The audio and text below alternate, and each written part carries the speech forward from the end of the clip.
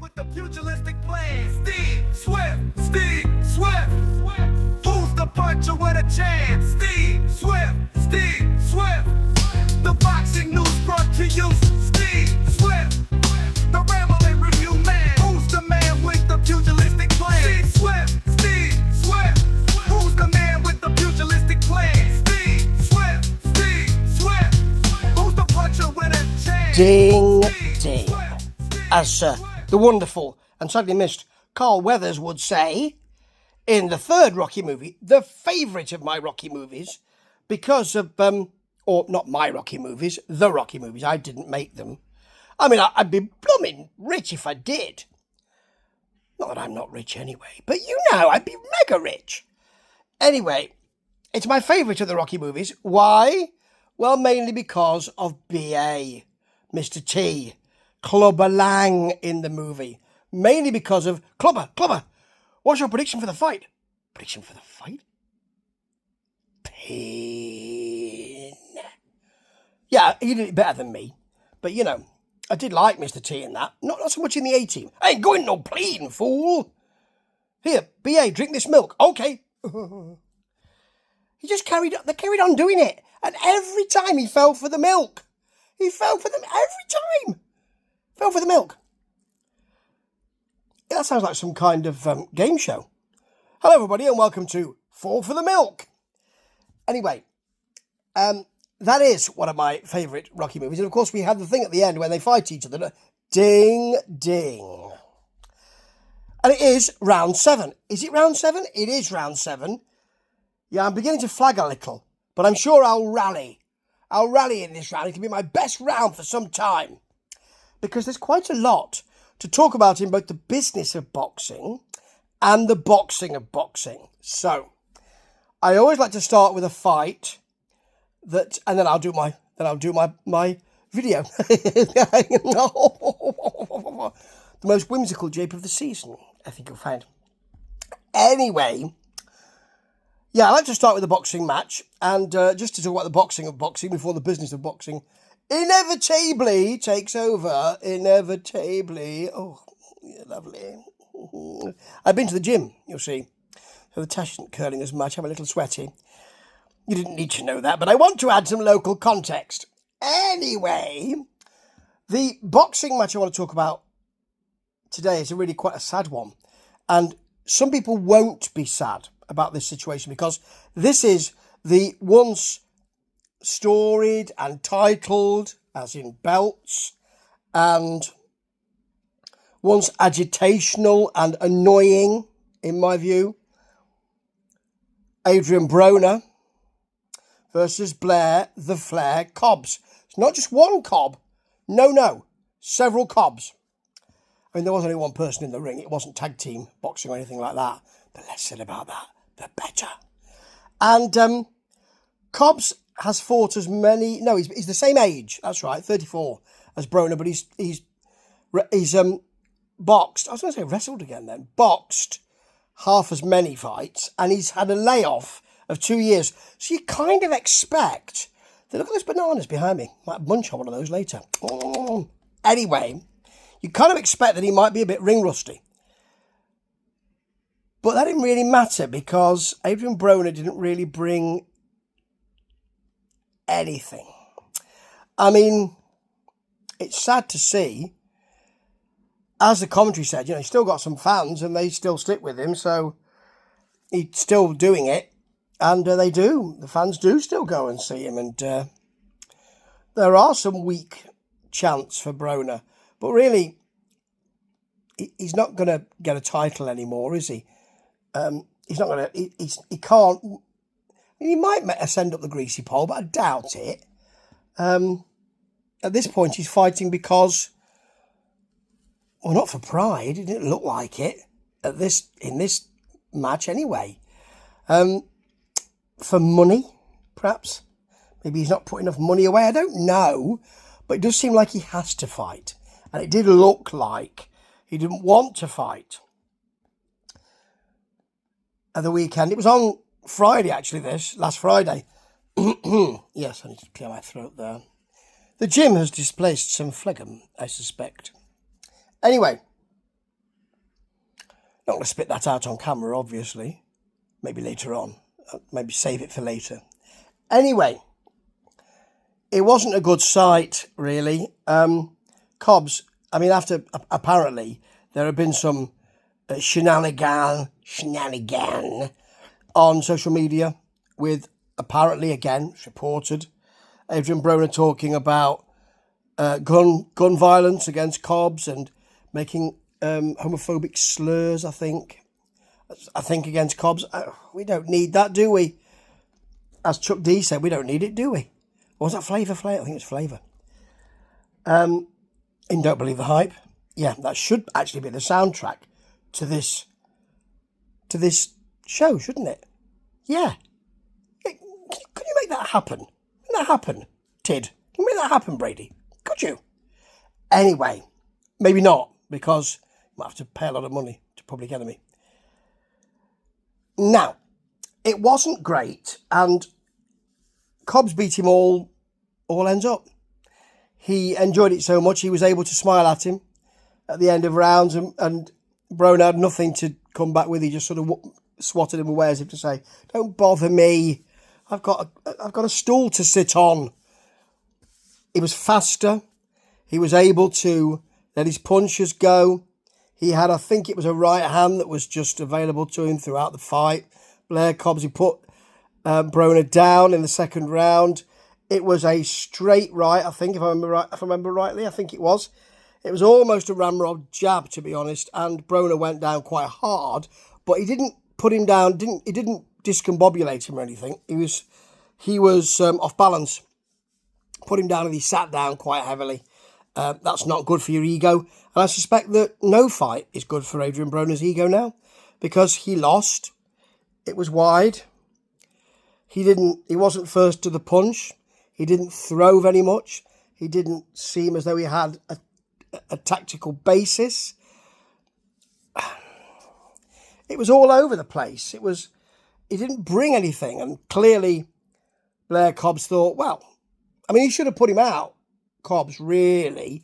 But I think he thought, I can just ride this all the way to the final round. It was a 10-rounder, I think, if I remember rightly. It's a while ago. I mean, this was on last Friday, wasn't it? Blimey. It seems like a decade away for me at my age, my advanced years, seasoned years. So it wasn't a good thing to see. It's very sad. And, I've got my thoughts about Broner, and I didn't like his arrogance and ego and all the rest. But then that's part of the roll-up of boxing, isn't it? It's the business of boxing. Don't believe the hype, etc. Can we have that? No? Okay. So anyway, that's a really sad situation. Not for everybody, but I always find boxers who were something special, and he was for a while, and now, aren't something special. A real shame. And Broner should clearly retire, but I don't know if he is able to. I don't know whether it's his ego pushing him into the ring, or a payday, or those great fans. But it was a shame. And as I said last week, now segueing to the business of boxing completely. A few things to talk about this week. A few things. I did say that Deontay Wilder should give up after the, again, pitiful showing against Zhilei Zhang. Couldn't let his punch go. Will he let that punch go? No, he won't, will he? He won't. He won't do that, the Bronze Bomber. He won't do it. And he didn't let one go at all, really, against Zhang. And Zhang didn't really turn up as well, because he didn't need to very much. I think he had the measure of Deontay Wilder early on. And people were saying, well, he got him out of there, didn't he? And it wasn't even a full force punch from Zhang. Zhang the Bang. But, or is it Big Bang Zhang? It's one of the two. It's got the word bang in it anyway. Bang, bang, bang. Zhang, Zhang, Zhang. Bang, bang, bang. Etc., etc. I'm not his manager. I'm not in marketing for him. So there you go. You can tell, can't you? And I thought that, people were saying, well, he should retire. His heart's not really in it. That's dangerous when that happens, I believe. And we were waiting for an announcement that he would go. Enter Lawrence Okolie, because he is the WBA Bridgerweight champion, isn't he? That's 224, isn't it? And I think Wilder is just below that, isn't he? He can weigh in below that. So Okolie has said, I'd love to fight him. Ostensibly saying, well, I don't know what the WBA are doing here. I don't know why they're sitting back and going, Deontay Wilder, who's lost his last few fights. Yeah, sounds like number one contender material to me. Yeah. Somebody who's lost a load of fights and looked terrible doing it. Yeah. Go on. Yeah, bring them in. Yeah, that really shows our organisation up in a good light. Maybe they will step in and say, and maybe I've not read it correctly. I read it like this, so maybe not. But I don't think the WBA have said anything yet. I'm expecting that they'll say, come on now, let's get serious. But really, I mean, I can understand why Lawrence Okolie's saying this, because he'll be thinking, I presume, God blimey, there's still a name for you. You know, it's still a name, Deontay Wilder, but he's not in best fettle. He's not in fine fettle or even fairly good fettle. He's in what we call, in the boxing, shite fettle. Shite fettle. Shite fettle. So yes, sounds like a place, sounds like a place up north. Shite fettle. Anyway, I see why he's doing it. I can see why he's doing it. Of course I can. See why Lawrence Okolie has said, go on, I'll fight him. But Wilder should just say, I'm all right for that, thanks, mate, because I don't think he'll win. If he does, he won't keep that belt for long, but it'll make him have to fight. Or maybe he'll win a belt and then go, that's it, done. Maybe he's waiting to win one. Could be waiting a while, mate. Just step back. Have a sense of perspective and just stop. No, he hasn't said, oh yes, I'll fight you or anything. We're not saying that. I mean, I suppose I'm getting ahead of myself a bit. But it is, again, the only exercise that I get. That and jumping to conclusions. Ho! Very nice. So he hasn't said he's accepted it, which is, so I could be completely and utterly mistaken. But it just gives an option for him to continue. That's dangerous, I would say. And there was all this stuff about, will Kell Brook continue? Amir Khan's continuing, isn't he? He'll fight KSI, won't he? Oh. I mean, he's still got a name, hasn't he, Amir Khan? Kell Brook was considering after the beating up of Amir Khan that he might continue, and then said, no, I am actually retiring. I think that's fair enough. And I think that Deontay Wilder should do the same thing. That's a smaller story, actually, but it segued quite nicely. The main story is this. And it's roll up, and it's reported by, and it's by people who know about this sort of thing, by people close to the situation say. It's that sort of thing. Papers do that these days. They're not naming anybody, but Turki Al-Sheikh, who is, of course, the person with the deep pockets and the aspiration behind bringing boxers in for Riyadh season and all of that,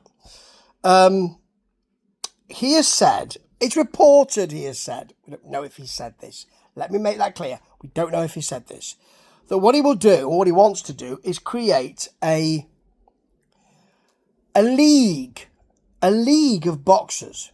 And what that will do is make, I mean, if that happens and he puts his hand in his pocket, and let's talk about sport washing, and let's talk about the regime, and let's not let this go without talking about that, and about the way that people say, oh, it's all right, actually, it's all right, it's really nice, you can walk down the street. Yeah, some people can. Some people can walk down the street and do whatever they want, and some people can't. So, must mention that. But if he's going to put his hand in his pocket and say, that's going to be great, because the football is kind of, it's not such a big headline anymore, is it? So, if he's going to do that, then that's going to make a few sphincters tighten. Sphincters tightening. It's going to make the sphincters tighten of the championship committees and the different promotions, isn't it? Because why would you need all the different belts if you're going to have one? And you're going to do a premiership type thing, a soccer type thing in this country, where you say here are the best teams and the rest of them can just scrabble in the dirt for the crumbs off the table. And I say this as a Liverpool fan. Very sad about Klopp. I mean, I was saying last season, season before last, he's got to go. And look at me now. Almost shedding a tear. Still, we've got Arne Slot. So yeah, we'll see. Anyway, the promotions won't be very happy, will they? The federations, the different belt owners. We've had for quite some time, we've had an alphabet of that, haven't we? And also, there's another report that says, what it says, it doesn't exactly say this, but what it says is bad news for Eddie Hearn and Frank Warren, and others. But yes, bad news for them. Bad news for Boxer, and all of that. If it happens. There are constant gimmicks, aren't there? Constant, the tag team stuff, the blue collar boxing, all of that. And now we've got another gimmick, haven't we? The thing about having six refs around, not six refs, 6 judges. I struggle with that word, don't I? Maybe I don't like being judged. Maybe I don't. Maybe I don't like it. Anyway, 6 judges around the ring and all that gimmick, gimmick. And this is another one, isn't it?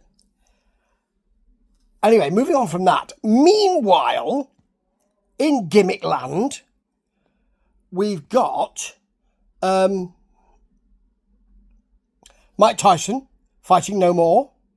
He might fight Jake Paul when his ulcer gets better. Again, why was he given a licence if he's got an ulcer? Really. And so, Jake Paul will now fight someone else called Mike. It's not Michael Moore. It's Mike Perry. Is that right? He's an ex-UFC, isn't he? Hooray! Yeah. I can feel the torpor coming on me already. So, Mike Tyson. Tyson! Perry. Perry? Bad for Jake Paul. Because if you're going to throw your lot in with, I said I was going to be a boxer. Keep saying this, don't I? Said I was going to be a boxer. Now I'm fighting MMAers. Then you need someone bloody big, don't you? And I know he's had to say, can't necessarily let this go. Need to get someone in. But I don't think anyone's going to be thinking, I wasn't going to buy that fight because it's only Mike Tyson, but now it's this guy. I might buy 2 tickets. One to watch and one just to caress while I'm watching it. Go on. Well, I've got another pay-per-view buy here. Look. Ooh. I don't think that people will. I don't know if people have said, I think I want my money back. Don't know about that, but there you go. Eddie the road up. The last piece I think I want to talk about this week is the gift that keeps on giving. Oh, before we do that, Tank Davis's face when he made his opponent flinch. I mean, that's the business of boxing, but actually, it was his little face like, oh, look at him, I've already won, look at that. I mean, that was quite a lot of fun, actually. It's not like me to say that, is it? So maybe they caught me on a jolly time, a jolly time. So the final thing, after that little discourse and diversion, is Ryan Garcia. Ryan Garcia. Ryan Garcia. What's he done now? You'll never guess. Well, he's been arrested. I said last week there was a breaking news from, I think, the Waldorf Astoria, I think, if I remember rightly. Could be wrong. I think I'm right.